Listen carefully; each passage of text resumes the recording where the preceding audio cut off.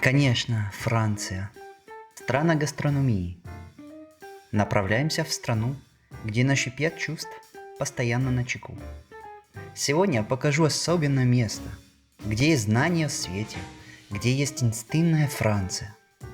Вы сможете попробовать вина биопроизводства из 4 углов Европы. Это для вас эксперимент, который нельзя пропустить, если вы в коньяке.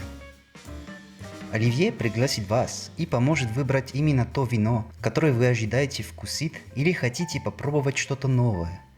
Вместе посмотрим, что можно найти в баре «Стакан с ножкой». Bonjour Olivier, est-ce que tu peux nous parler un petit peu de toi et du verre à pied ici? Eh bien écoute, bonjour, je suis sommelier de formation, j'ai travaillé pendant longtemps en restauration, une vingtaine d'années, et puis aujourd'hui c'était l'occasion de changer un peu de pôle et de s'axer beaucoup plus sur la boisson et sur le vin. Tu étais dans la restauration, tu étais serveur, tu faisais quoi? Moi j'étais sommelier. Sommelier. Ouais, j'ai passé sommelier en étoile Michelin, j'ai fait un an de mention sommellerie, D'accord. classique, et après je suis allé voir les vignerons et j'ai fait des dégustations pour essayer d'apprendre et former mon palais. Que proposes-tu en gamme de vin? J'ai plutôt une tendance vigneron bio, biodynamiste. J'aime pas la déviance, j'aime pas les choses extrêmes. J'aime taper juste, aussi bien dans les cépages. Voilà, ça va du Bordeaux, du Sud. On a moult régions, quoi. Pas de... D'accord, c'est des vins de France en général, tu fais des vins étrangers aussi. Vin européen, j'oserais dire. Vin européen. Je vais pas plus loin après. Est-ce qu'on peut acheter ici les bouteilles chez toi? Est-ce que ça sont en vente? Je fais aussi de la vente à emporter, oui. J'ai un rôle aussi de caviste. Je fais bar à vin, mais je fais aussi de la cave. D'accord, tu vends toutes les bouteilles de toutes les gammes que tu as ici que tu... Voilà, exactement. Tout ce qui est présenté ici, on peut l'acheter. Le but, c'est de pouvoir boire une bouteille et de repartir avec sa bouteille si ça nous a plu, quoi, ou un carton. Est-ce que c'est toi qui as eu l'idée par rapport donc à cette structure-là, à cette décoration? Est-ce que c'est toi qui en as eu l'idée de le faire, de le créer? Oui, avec un ami. J'ai la chance d'avoir un ami artiste. Donc on a pu mettre ça en projet.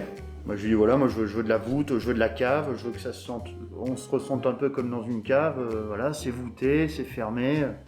Et là, le bois aussi, toutes les conditions financières ont fait qu'on a fait quand même un style, voilà, un décor de cinéma, quelque chose où on se sente bien, où il y a de la courbe et on casse un peu les codes classiques des bars à vin.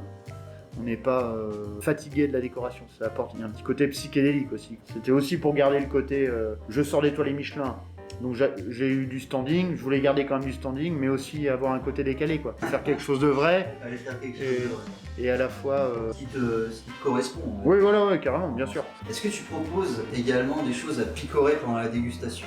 Alors oui aussi, oui. Comme je respecte mes vignerons, je leur propose, j'ai des bonnes charcuteries, des gens qui réfléchissent à la provenance de des animaux, des choses sans additifs, voilà, des saucissons, des jambons, des cécinats, des bons fromages, du bon pain.